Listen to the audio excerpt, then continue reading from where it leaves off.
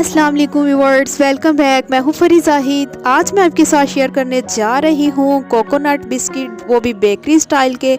इसे बनाना बहुत ही इजी है। So friend, coconut biscuit without oven हम रेडी करेंगे।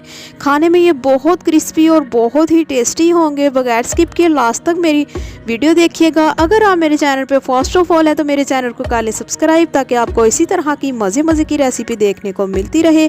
और जिन लोगों ने मुझे पहले से ही सब्सक्राइब कर लिया है उन लोगों का तहे दिल से शुक्रिया। सो फ्रेंड्स, मेरी हर वीडियो में यही कोशिश होती है कि मैं आपके साथ बहुत ही इजी और शॉर्ट तरीके के साथ रेसिपी शेयर करूं। अगर आप भी इसी तरह के बिस्किट रेडी करना चाहते हैं तो आपने करना ये है कि मेरी वीडियो को बगैर स्किप किए लास्ट तक मेरी वीडियो देखनी है और स्टेप बाय स्टेप फॉलो करना है। अगर आप मेरी वीडियो को स्टेप बाय स्टेप फॉलो करेंगे तो इंशाल्लाह आपके बिस्किट भी ऐसे ही रेडी होंगे। चले जी व्यूअर्स, बगैर टाइम वेस्ट किए हम अपनी रेसिपी की तरफ आ जाते हैं। यहाँ पर हमें जो इंग्रेडिएंट्स चाहिए और कितनी क्वांटिटी में चाहिए वो भी मैं आपको बता देती हूँ। 120 ग्राम फ्लोर, हाफ टी स्पून मैंने इसमें बेकिंग पाउडर ऐड करके इसको पहले से ही छान के रख लिया था। इसके साथ साथ रूम टेम्परेचर पर हमें बटर चाहिए। 120 ग्राम बटर लिया है, अनसाल्टेड बटर है। अगर आप साल्टेड बटर यूज़ करेंगे तो फिर नमक कम डालिएगा। इसके साथ साथ 2 चुटकी हम इसमें नमक ऐड करेंगे। 1 अदद अंडा रूम टेम्परेचर पर, 120 ग्राम शुगर पाउडर। इसके साथ साथ 180 ग्राम हम ले रहे हैं कोकोनट पाउडर। ये मार्केट में इजीली आपको किसी भी सुपर स्टोर से मिल जाएगा। यहाँ पर आप देख सकते हैं माशाल्लाह से इसकी खुशबू बहुत ही टेस्टी और बहुत ही यम्मी सी होती है। चले जी फ्रेंड, इंग्रेडिएंट तो मैंने आपको बता दिए हैं, अब हम इसको रेडी करेंगे। चलिए जी फ्रेंड, यहाँ पर हमें चाहिए एक बाउल। सबसे पहले हम इसमें बटर ऐड करेंगे। बटर मैंने रूम टेम्परेचर पर लिया है, आपने फ्रिज वाला बटर बिल्कुल भी यूज़ नहीं करना। इसके साथ ही साथ हम इसमें शुगर ऐड करेंगे। अब हम बीटर की मदद से इसको अच्छे तरीके से मिक्स करें ताकि ये बीट करने वक्त उड़े ना। इसके साथ ही साथ हम इसमें अंडा ऐड करेंगे और साथ ही साथ हम इसमें साल्ट ऐड करेंगे। अब हम इसको इतना बीट करेंगे कि ये फ्लफ़ी और फॉर्मिंग शेप में आ जाए। कम से कम 4 से 5 मिनट हम इसे बीट करेंगे ताकि अच्छे तरीके से यह फ्लफ़ी हो जाए। सो फ्रेंड, शायद आप सोच रहे होंगे कि मैंने इसमें वनीला एसेंस क्यों नहीं ऐड किया। वनीला एसेंस मैंने इसमें इसलिए ऐड नहीं किया क्योंकि कोकोनट की खुशबू बहुत ज़्यादा होती है, इसलिए जो अंडे की स्मेल होती है वो उसी के साथ ही ख़त्म हो जाती है। केक में हम इसलिए वनीला एसेंस ऐड करते हैं ताकि उसमें अंडे की स्मेल ख़त्म हो जाए और अच्छा सा एक फ्लेवर आ जाए। चले जी, स्पैचुला की मदद से हम साइडों से नीट करेंगे और फिर से दोबारा से हम इसे बीट करेंगे ताकि अच्छे तरीके से बिल्कुल ये एक जैसा बीट हो जाए।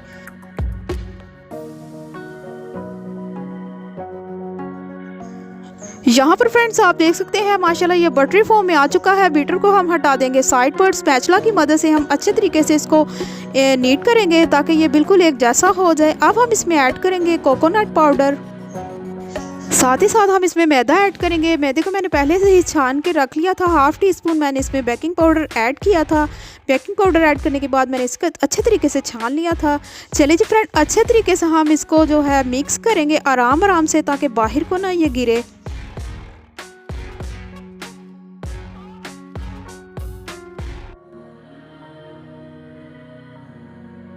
सो फ्रेंड्स, मैं बहुत ही दिल से और बहुत ही प्यार से आपके लिए रेसिपी रेडी करती हूँ। वीडियो अच्छी लगी तो प्लीज़ शेयर लाइक ज़रूर कीजिएगा और मुझे प्यारा सा एक कमेंट्स करके बताइएगा कि आपको मेरी रेसिपी, मेरी वीडियो कैसी लगती है। अब हम अपने हाथों की मदद से इसको अच्छे तरीके से गूंद लेंगे। जिस तरह से हम आटा गूंदते हैं आराम से हम इसको गूंद लेंगे। गूंदने के बाद ये थोड़ी सी सॉफ्ट होगी। इसको सेट होने के लिए हम फ्रिज में रखेंगे। सो फ्रेंड्स, जब भी आप मेरी वीडियो को शेयर लाइक करते हैं और मुझे कमेंट्स करते हैं, यकीन जाने मेरे दिल को बहुत ज़्यादा खुशी होती है। ये आपका प्यार होता है और मेरी हौसला अफजाई होती है। माशाल्लाह से अल्हम्दुलिल्लाह डो हमारी बिल्कुल रेडी हो चुकी है। यहाँ पर आप देख सकते हैं अभी ये काफ़ी ज़्यादा सॉफ्ट है। थोड़ी देर हम इसको फ्रिज में रखेंगे सेट होने के लिए। सो फिर यहाँ पर आप देख सकते हैं फ्रिज में रखने के बाद सिर्फ 10 मिनट के लिए मैंने इसको फ्रिज में रखा है। फ्रिज में रखने के बाद ये माशाल्लाह से बहुत ही सॉफ्ट सी जो है हो चुकी है और ना ही हाथों को चिपक रही है। इजीली हम इसका पेड़ा बनाएंगे, इसको बेलेंगे और इसके बिस्किट रेडी करेंगे। चले जी फ्रेंड, देखते हैं बिस्किट हम किस तरह से रेडी करेंगे। चले जी, बाउल को हम कर देंगे साइड पर। अब हम यहाँ पर मैदा डस्ट करेंगे। सो फ्रेंड, बहुत ज़्यादा हमने मैदा डस्ट नहीं करना। मैदा डस्ट करने के बाद यहाँ पर हम अपना पेड़ा रखेंगे और इसको हाथों की मदद से हम फैलाना शुरू करेंगे। बाद में हम इसको हल्का सा मैदा लगाकर फिर से हम मैदा डस्ट करेंगे और साथ ही साथ हम इसको बेलन की मदद से आराम से हल्के हाथों से हमने इसको बेलना है। बिल्कुल हमने इसको एक जैसा कर लेना है, बहुत ज़्यादा बारीक नहीं रखना। सो फ्रेंड्स, आप देख सकते हैं मैंने इसको कितना बारीक किया है। ना तो ये बहुत ज़्यादा मोटी होनी चाहिए और ना बारीक। यहाँ पर मैंने एक पैन लिया है, इसको मैंने ग्रीस कर पहले से ही रेडी कर लिया और साथ ही साथ यहाँ पर मैंने बिस्किट कटर ले लिए हैं। बिस्किट कटर की मदद से हम इसको अच्छे तरीके से, जितने इजीली बिस्किट यहाँ से निकल सकते तो हम निकाल लेंगे। बाद में जो इसकी साइडों से ये जो डो बचेगी इसको हम वेस्ट नहीं करेंगे। फिर से हम इसका पेड़ा रेडी करके दोबारा से हम इसके बिस्किट रेडी करेंगे। सो फिर माशाल्लाह से आप देख सकते हैं, माशाल्लाह से बहुत ही खूबसूरत और बहुत ही इजीली ये बिस्किट रेडी हो रहे हैं। चले जी फ्रेंड, जिस तरह से ये रेडी होते जाएंगे, हमने जो ट्रे रेडी की थी उस ट्रे में हम इसको रखते जाएंगे।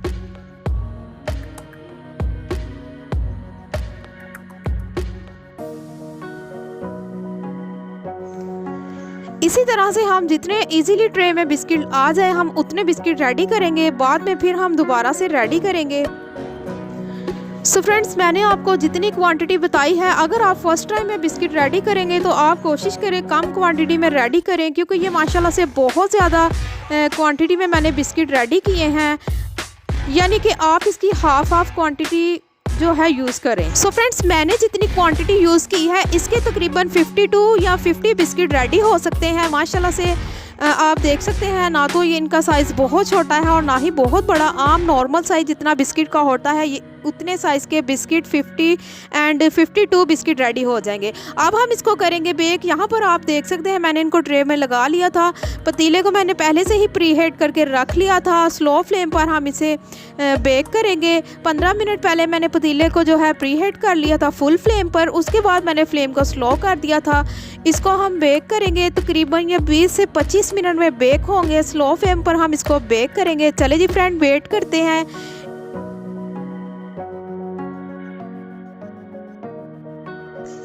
तकरीबन 20 से 25 मिनट गुजरने के बाद माशाल्लाह से अल्हम्दुलिल्लाह आप देख सकते हैं बहुत ही क्रिस्पी से और बहुत ही खूबसूरत सा इनको कलर आया है। इसी तरह से सारे के सारे हम बिस्किट रेडी करेंगे।